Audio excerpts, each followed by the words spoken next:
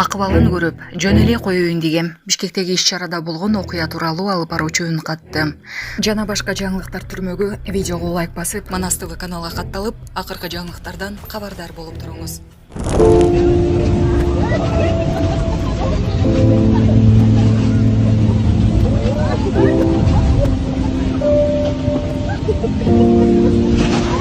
Казакстанда кыйраган учакка ракета себеп болгонун жазып жатышат. Казакстанда кырсыктаган учак, Азербайжан учак Орусиялык ракета менен атып түшүрүлгөнүн билдирди.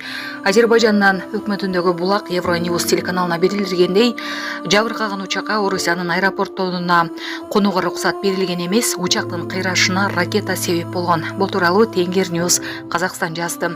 Алдын ала тергөө маалыматтары Актаудагы трагедияга Грозныйдын үстүндөгү орус ракетасы себеп болгонун тастыктады деп жазат Евроньюз. Евроньюз телеканалынын Азербайжан өкмөтүндөгү булактарына таянуу менен билдиргенине караганда, трагедияга Азербайжан аба жолдорунун учагына тийген жер аба ракетасы себеп болгон. Окуя шаршемби күнү учак Грозныйдын аймагынын үстүнөн учуп баратканда болгон. Ракета учактын жанында жарылып, жүргүнчүлөр менен экипаждын өлүмүнө алып келгени айтылууда. Ошондой эле жабыркаган учакка учкучтардын шашылыш конуу өтүнүчүнө карабай, Орусиянын аэропортторуна конууга уруксат берилбей, Каспий деңизи аркылуу Казакстандын Актау шаарына учууга буйрук берилген деп айтылат маалыматта. Окуянын расмий себеби азырынча айтыла элек. Маалымат каражаттарында учактын кыймылдаткычына куштар тийгени, ошондой эле салондогу кычкылтык баллонун жарылуусу сыяктуу ар кандай божомолдор айтылууда. Кара куту ошол эле күнү кечинде табылган. Эми эксперттер анын маалыматтарын чечмелеп бериши керек болот.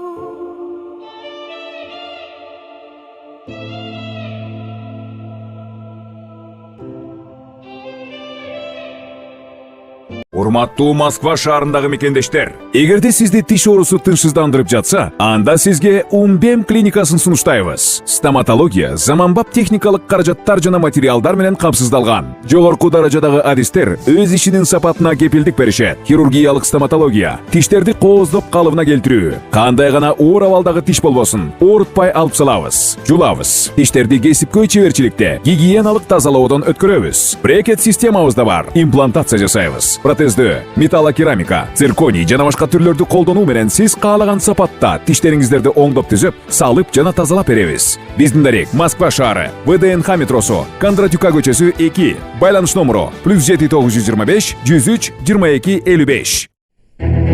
Балбак Төлөбаев, Камчыбек Ташиев Акылбек Жапаровдон караганда 3-4 кадам алдыга ойлонот экен. Мындай 26 декабрдагы жогорку кеңештин жыйынында депутат Балбак Төлөбаев айтты. Эл өкүлү Өмүрбек Текебаевдин Акылбек Жапаровдай болуш үчүн андан 3-4 кадам алдыга ойлонуш керек деп айткан сөзүн эске салды. Демек, өкмөттүн курамында Акылбектен 3-4 кадам алдыга ойлонгондор бар экен да. Мына Камчыбек Ташиев 3-4 кадам алдыга ойлонот экен. Салык кызматындагыларды таап чыкпадыбы? Демек, бизде үмүт бар экен да. Иштешибиз керек экен. Арабыздагы адамдарды жок кылышыбыз керек. Элдин казынасына кол салгандардын колун кесиш керек. Эми жогорку кеңеш ушуну айтып эле атабыз. Кудай буйруса жаңы жылда мындан да жакшы иштерге баралы, деди Төлөбаев. Беле кетсе, Камчыбек Ташиев 17 декабрдагы маалымат жыйынында Жапаровдун кызматтан кетиши салыкчылардын кармалышына байланыштуу деген суроого жөндөн жөн эле кызматтан кетпейт, бир нерсеге байланышы бар үчүн кетти да деп жооп берген. Ошондой эле УКМК төрагасы салык кызматынын жетекчилеринин кызматкерлеринин электрондук товардык транспорттук коштомо кагаздарды пайдалануу менен байланышкан аткезчилик иштеринен улам өлкө казынасына 30 миллиард сом түшпөй калганын айткан. Ага чейин 6 декабрда мамлекеттик салык кызматынын төрагасы менен анын орун басары УКМК тарабынан кармалган. Алар электрондук товардык транспорттук коштомо кагаздарга байланышкан махинацияларга тиешеси бар деп шектелүүдө. Урматтуу Өмүрбек Чиркешевич, жакында эле туулган күнү экен, куттуктайбыз. Өмүр узун болсун, аксакал. Айтты эле Акылбектей болуш үчүн Акылбектен 3-4 кадам алдыга ойлонуш керек деп. Акылбектен 3-4 кадам алдыга ойлонгондор бар экен да, значит, өкмөттүн арасында. Камчыбек Кыдыршаевич мына 3-4 кадам алдыга ойлонот экен да, жанакы салык кызматындагыларды алып чыкканы үчүнчү. Демек, бизде үмүт бар экен да, иштешибиз керек экен. Арабыздагы арамдарды жок кылышыбыз керек. Элдин казынасына кол салгандардын колун кесиш керек. Эми ушул жерден жогорку кеңеш ушуну айтып эле келатабыз. Мындан ары мындай болбосун, Алмамбет Насырканович. Кудай буйрса жаңы жылда мындан да жакшы иштерге баралы.